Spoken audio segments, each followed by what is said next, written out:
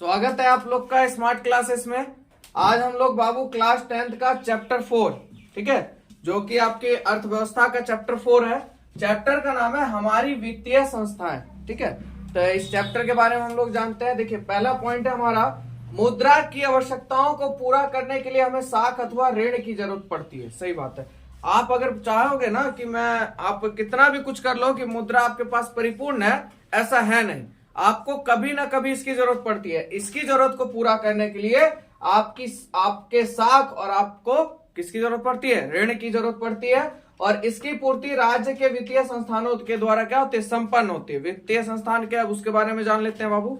देखिए, वित्तीय संस्थाएं ऐसी संस्थाओं को कहते हैं जो लोगों की आवश्यकताओं को पूरा करने हेतु, ये एक ऐसी संस्थान है जो लोगों की आवश्यकताओं को पूरा करने हेतु साख एवं मुद्रा संबंधी कार्यों का क्या करती है? संपादन करती है। यानी आपके साख और मुद्रा के जितने भी कार्य हैं उसको संपादित करने का काम कौन करती है? वित्तीय संस्थाएं करती है, ठीक है।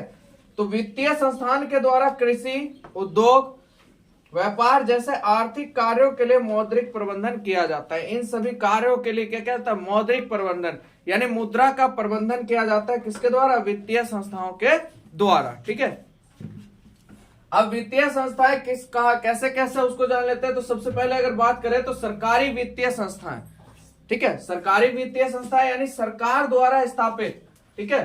सरकार द्वारा क्या चीज बाबू? स्थापित। सरकार द्वारा स्थापित वित्तीय संस्थाओं को सरकारी वित्तीय संस्थाएं कहते हैं। जैसे में आपका state bank of India SBI है ना, ये आपका क्या है? सरकारी वित्तीय संस्था है, ठीक है। उसके बाद पैसा देने लेने का काम करता है ना जी। उसके बाद पंजाब नेशनल बैंक और इलाहाबाद बैंक इत्यादि, ठीक है। और आगे देखते हैं, बाबू हम लोग आगे कहता है अर्ध सरकारी वित्तीय संस्था है। अर्ध सरकारी मतलब आधा सरकारी, कहने का तात्पर्य ये हो जाता है। देखिए, जो सरकार के केंद्रीय bank reserve bank of India के निर्देशन में उनके द्वारा स्थापित मापदंडों पर समाज के लोगों की वित्तीय आवश्यकताओं को पूर्ति करती है, उसे इस अर्ध सरकारी वित्तीय संस्थाएं कहते हैं, ठीक है। जैसे में आपका क्षेत्रीय ग्रामीण बैंक और बिहार राज्य कोऑपरेटिव बैंक इत्यादि। यानी सीधा समझिए, ये क्या करता है? छोटे छोटे समाज के जो टुकड़े होते हैं, मान लीजिए एक गांव में छोटे मतलब क्षेत्र होता है, ठीक है। तो उस छोटे छोटे क्षेत्र को क्या करता है? पैसा देने का काम करता है ना, यहाँ पे कह रहा है। और ये किसके निर्देश पे चलता है? रिजर्व बैंक ऑफ इंडिया के RBI के निर्देशन पे चलता है। और समाज के लोगों को वित्तीय आवश्यकताओं को क्या करता है? पूरा करता है। जैसे समाज के लोगों को वित्तीय की जो जरूरत होती है उसे पूरा करता है, इसीलिए इसे क्या कहते हैं? अर्ध सरकारी वित्तीय संस्थाएं कहते हैं, ठीक है। अगला है आपका सूक्ष्म वित्तीय संस्था। छोटे पैमानों पर गरीब जरूरतमंद लोगों को स्वयं सेवी संस्था के माध्यम से कम ब्याज पर साख अथवा ऋण को व्यवस्था करने वाली संस्था को सूक्ष्म वित्तीय संस्थाएं कहते हैं, ठीक है। कितनी बढ़िया संस्था है ये सूक्ष्म वित्तीय संस्था है। तो ये क्या करता है? छोटे छोटे पैमानों पे जो गरीब होते हैं ना, जरूरतमंद लोग होते हैं, उनको क्या करता है? स्वयं सेवी संस्था के माध्यम से कम इंटरेस्ट पर, ठीक है, और उनके साख के आधार पर उनको क्या करते हैं? मुद्रा उपलब्ध कराने का काम करते हैं। तो उसे क्या कहते हैं? सूक्ष्म वित्तीय संस्थाएं, ठीक है। अगला बाबू पॉइंट है वित्तीय संस्थाओं के प्रकार। तो वित्तीय संस्थाएं के प्रकार दो प्रकार के होते हैं बाबू, राष्ट्रीय वित्तीय संस्थाएं और राज्य स्तरीय वित्तीय संस्थाएं, ठीक है। राष्ट्रीय वित्तीय संस्थाएं, चलिए दूसरा है आपका राज्य स्तरीय वित्तीय संस्थाएं, ठीक है। तो सबसे पहले बाबू हम लोग जानते हैं राष्ट्रीय वित्तीय संस्थाएं है क्या। तो देखिए, ऐसी वित्तीय संस्थाएं जो देश के लिए, किसके लिए? देश के लिए वित्तीय और साख नीतियों का निर्धारण, साख नीतियों का क्या कर रहा है? निर्धारण एवं निर्देशन करती है। साख नीति का निर्धारण और निर्देशन करती है तथा राष्ट्रीय स्तर पर, किस स्तर पर बाबू? राष्ट्रीय स्तर पर वित्त प्रबंधन के कार्यों का संपादन करती है। इसे हम राष्ट्रीय वित्तीय संस्थाएं कहते हैं। मतलब राष्ट्र के द्वारा आपको वित्त निर्धारित करना है ना, वित्त आवंटित करना है, ये किसके द्वारा होता है? राष्ट्रीय वित्तीय संस्थाएं के द्वारा, ठीक है। अगला देखते हैं बाबू राज्य स्तरीय वित्तीय संस्थाएं। चलिए, राष्ट्रीय वित्तीय संस्थाओं के दो महत्वपूर्ण अंग होते हैं, ठीक है। जो आपके राष्ट्रीय वित्तीय संस्थाएं हैं उनके दो महत्वपूर्ण अंग होते हैं। पहला होता है आपका भारतीय मुद्रा बाजार और दूसरा हो जाता है भारतीय पूंजी बाजार, ठीक है।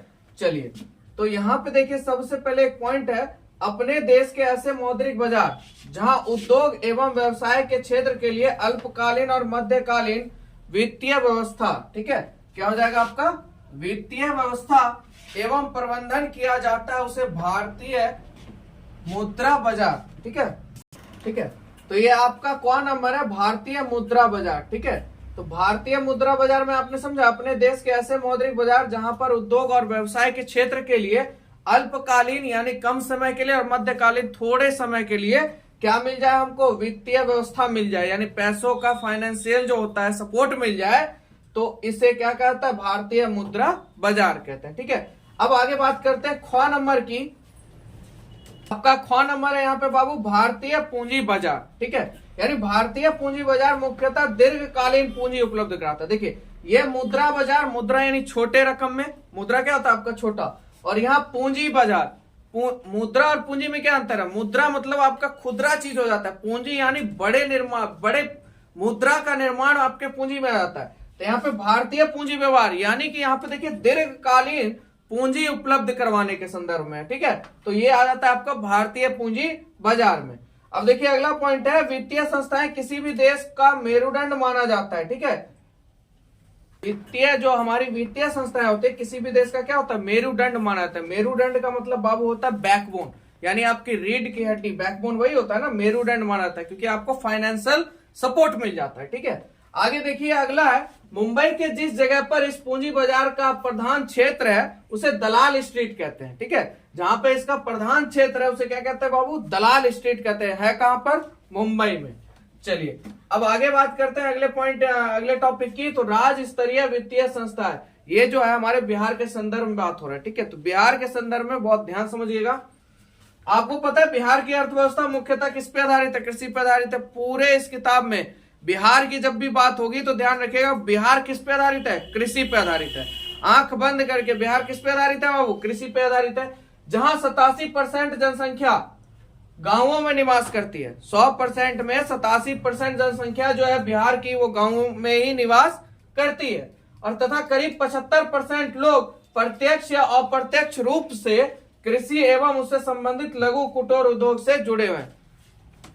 जो आपका लघु मतलब समझ रहे, खेती से जुड़े हुए हैं, कोई बड़े पैमाने पे खेती कर रहे हैं, कोई छोटे पैमाने पे कर रहे हैं। अब उसी की सहायता से कुछ उद्योग लगा देते हैं, है ना, यानी मंडी का निर्माण, तो वहां पे उनका क्या हो जाता है? पैसा लेन देन, मुद्रा का यानी निर्माण होना शुरू हो जाता है, क्योंकि मेहनत कीजिएगा तो पूंजी आना अनिवार्य है, तो वही चीज शुरू हो जाता है। ठीक है, तो आगे देखते हैं और क्या क्या इसमें कहा जाता है। फलता कृषि एवं उससे संबंधित उद्योगों में, ठीक है, तो देखिए फलता कृषि एवं उससे संबंधित उद्योग जो है, क्योंकि यहाँ पे किसान क्या कर रहा है? लघु और कुटीर उद्योग दोनों का निर्माण करता है। तो देखिए फलता जो कृषि एवं उससे संबंधित उद्योगों में खुद अपेक्षित निवेश यानी इन्वेस्टमेंट नहीं कर पाते हैं। सही बात है, कोई उद्योग लगाने के लिए किसान के पास इतना पूंजी नहीं होता कि वो उसमें इन्वेस्ट कर सके। ठीक है, तो इसके लिए उन्हें वित्तीय संस्थाएं द्वारा प्राप्त ऋण की जरूरत पड़ती है। जो फाइनेंशियल व्यवस्था होती है तो उससे किसानों को थोड़ा सा प्रॉफिट दिया जाता है। ठीक है,